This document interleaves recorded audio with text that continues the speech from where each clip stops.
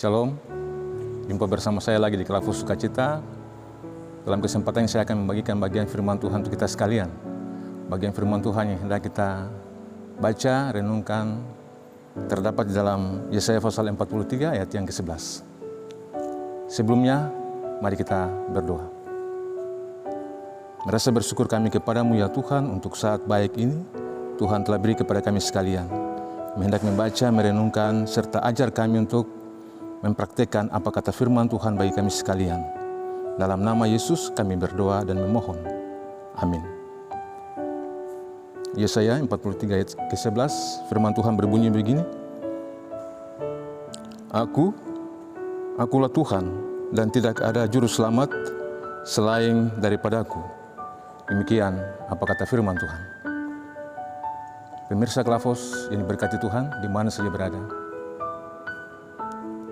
Tentu dalam kehidupan kita setiap hari kita punya idola atau kita punya harapan kepada seseorang yang ingin kita andalkan dan kita harapkan bahwa orang yang kita anggap menolong kita dan memberikan pengharapan kepada kita itu adalah satu-satunya. Dia yang dapat membuat kita berbahagia tetapi juga membuat kita senang untuk menikmati segala hal yang baik. Dengan demikian tema kita untuk bagian ini adalah Yesus satu-satunya Sang Juru Selamat. Telah disampaikan bahwa sebenarnya masing-masing kita mempunyai harapan. Dan harapan itu tentunya kita menggumuli supaya berjalan baik dalam kerja kita tetapi juga dalam hal apapun yang hendak kita laksanakan. Dengan demikian maka orang yang sebenarnya kita andalkan atau kita tokohkan itu adalah orang yang memberikan pengharapan penuh kepada kita sebagai teladan, tetapi juga orang itulah yang memberikan kepada kita tentang apa yang hendak kita ingin bersama tercapai. Tetapi saudara-saudara yang dikasihi Yesus Kristus, apakah orang yang kita harapkan akan membantu kita pada akhirnya? Harapan kita itu tidak terwujud. Tentunya kita pasti kecewa atau kita putus asa karena kita tidak menikmati atau kita tidak mendapatkan sesuatu yang sebenarnya kita harapkan daripada orang yang kita tokohkan atau kita andalkan itu.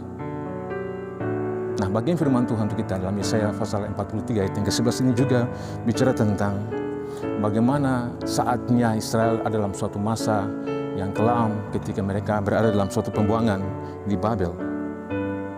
Bangsa Israel tetapi juga kota Yerusalem, tembok Yerusalem yang hancur bersama bait Allah karena kekuatan daripada pasukan Babel dan bangsa Babel itu sendiri membuat pada akhirnya Israel tidak mendapatkan sesuatu yang mereka harapkan karena mereka diperhadapkan dengan situasi yang tidak menentu waktu itu, saudara-saudara. Nah, dalam situasi seperti itulah sebenarnya mereka dituntun, mereka diajar oleh Tuhan untuk mengerti bahwa sebenarnya mereka membutuhkan pertolongan. Tuhan adalah Sang Penyelamat. Dalam peristiwa atau dalam situasi Israel diperhadapkan di tengah bangsa Babel dan pasukan yang dahsyat itu, sebenarnya Israel membutuhkan suatu pertolongan. Tuhan menyatakan dirinya sebagai penebus.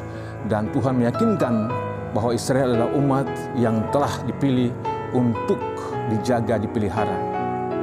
Untuk kehidupan ke depan, bagaimana mereka dapat menikmati pertolongan Tuhan. Nah, hal ini tergantung dari bagaimana bangsa Israel itu menikmati pertolongan Tuhan dan mengandalkan Tuhan sebagaimana yang mereka lihat sendiri di saat mereka berada dalam suatu situasi yang tidak menentu, yaitu di Babel. Nah, saudara-saudara kekasih Kristus, Tuhan memperkenalkan dirinya sebagai Sang Penebus bagi Israel itu sendiri. Nah, kalau kita baca bagian ini, sebenarnya Tuhan menyatakan dirinya, akulah Tuhan, itu berarti tidak ada yang lain. Dia adalah Juru Selamat bagi Israel itu sendiri.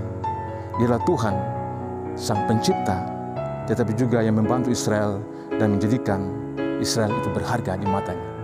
Ini sesuatu yang sangat berarti bagi Israel di saat yang tidak menentu itu.